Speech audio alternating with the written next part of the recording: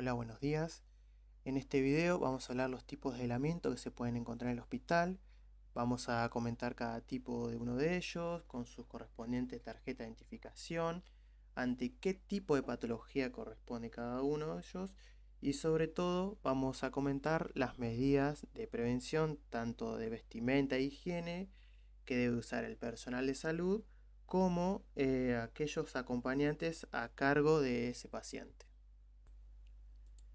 En esta imagen, a modo general, se puede ver los tipos de aislamiento que hay principalmente. Entre ellos encontramos la de contacto, gota, respiratorio y para pacientes neutropénicos, ¿sí? Puede haber al mismo tiempo que haya dos tipos de aislamiento. Por ejemplo, puede ser el de gota y de contacto, y también puede ser el de respiratorio más el de aislamiento contacto.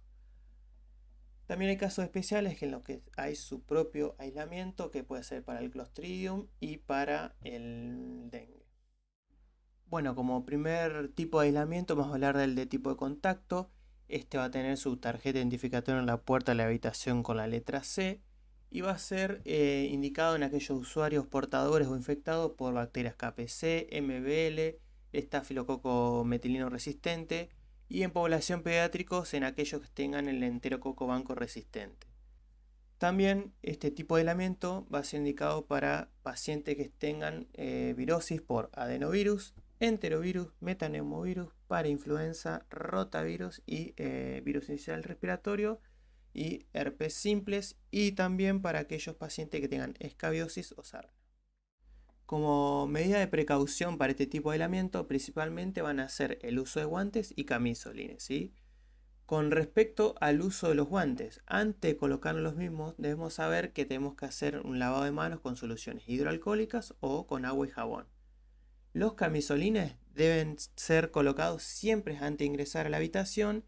y aquellos elementos que se deben ingresar a la habitación deben permanecer siempre adentro.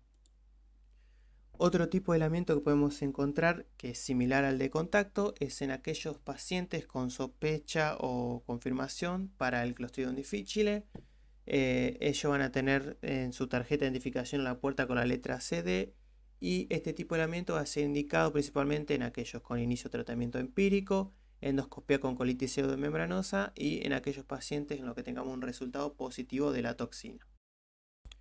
Como medida de precaución para este tipo de aislamiento vamos a usar todo lo que sea contacto, ya sea guantes y camisolines. La higiene de manos va a ser con agua y jabón, y va a ser principalmente la énfasis en lo que es ya desinfección del medio ambiente, tanto de la habitación como de si necesita ser trasladado al paciente de camillas o silla de ruedas, principalmente con agua y jabón. Con respecto al aislamiento de tipo de gota, va a tener su tarjeta identificatoria con la letra G y va a ser indicado en todos aquellos pacientes con sospecha de procesos respiratorios debido a principalmente COVID-19, a influenza, difteria, estreptococo grupo A, y en todos aquellos procesos virales como puede ser la paperas, parvovirus, pertussis, rotavirus y rubiolas. También este tipo de aislamiento va a ser indicado en aquellos pacientes en los que haya sospecha de meningitis por la Haemophilus o también por meningitis al meningococo. Con respecto a las precauciones en este tipo de aislamiento, tanto para el equipo de salud como para los familiares, deben ser siempre mantener las puertas cerradas, utilizar barbijos quirúrgicos cuando estemos a una distancia de 1,5 metros del paciente, higienizarse siempre las manos antes de ingresar y salir de la habitación, y en aquellas ocasiones en que el paciente debe salir de la habitación, como por ejemplo ir a realizarse algún estudio, siempre se le debe colocar un barbijo quirúrgico. Similar a este tipo de aislamiento, el que vamos a encontrar es el de tipo de respiratorio, en los cuales va a tener su tarjeta identificatoria en la puerta con la letra R, y va a estar indicado en pacientes con sospecha o diagnóstico confirmado de tuberculosis o sarampión. Con respecto a las medidas de precaución que vamos a hacer en este tipo de aislamiento, van a ser tanto como para el equipo de salud y familiares, va a seguir lo que es mantener las puertas cerradas, va a seguir lo que es la higiene de manos al ingresar y salir de la habitación, y principalmente la diferencia va a ser en el uso de máscara, que vamos a usar la de tipo N95. El siguiente tipo de aislamiento que vamos a mencionar es el para pacientes neutropénicos, en los cuales va a tener su tarjeta identificatoria con la letra N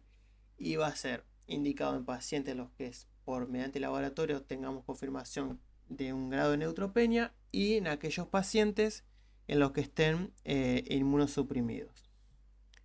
Como medida de prevención que vamos a usar tanto para el equipo de salud van a ser las de colocarse barbijos quirúrgicos antes de ingresar siempre a la habitación, todo lo que es la higiene de manos antes y después del contacto del paciente y siempre que se use un guardapolvo debe ser retirado. Con respecto a los que los familiares o cuidadores deben usar en todo momento barbijo quirúrgico, higienizarse las manos al ingresar y al salir de la habitación y por ningún motivo se debe ingresar a la habitación todos aquellos elementos en los que puede estar contaminado, ya sea como alimentos, diarios, revistas, peluches o cualquier otro tipo de objeto. Como habíamos mencionado antes, existen casos que puede haber dos tipos de aislamiento en conjunto, como por ejemplo puede ser el de gota y contacto, en los cuales va a ser indicado en pacientes con neumonía para adenovirus, en los cuales vamos a tener como medidas, tanto el equipo de salud como para los acompañantes, el uso de camisolines, guantes y barbijos, ¿sí? Con respecto al barbijo, tiene que ser el quirúrgico, que debe ser siempre al ingresar a la habitación. Y a esto se le debe agregar todo lo que es la medida de higiene de manos, iguales para lo que es el aislamiento de contacto previamente mencionado. Y el otro tipo de aislamiento combinado que podemos encontrar es el de respiratorio más el de contacto, en los cuales está indicado en pacientes con sospecha de herpes zóster diseminado y la varicela. Con respecto a las medidas, vamos a tener el uso de camisolina y guantes y lo que se debe agregar es el uso del barbijo N95 al ingresar a la habitación para aquellos que no están inmunizados o que desconocen algún tipo de certeza de la misma. Y como último tipo de aislamiento que vamos a encontrar es el de tipo entomológico. Este es identificado con la letra E y como medidas preventivas tenemos que deben usarse dentro de los primeros 7 días del inicio del episodio febril. Son la de mantener tanto las puertas y ventanas cerradas. Se debe colocar siempre sobre la cama del paciente lo que es la tela mosquitera. Y después son lo que son las medidas repelentes, ¿sí? Que deben estar en cada habitación, se debe colocar cada 3 horas sobre el paciente y siempre que el paciente deba ser trasladado o deba realizarse algún estudio, siempre antes de salir de la habitación se debe colocar nuevamente el repelente.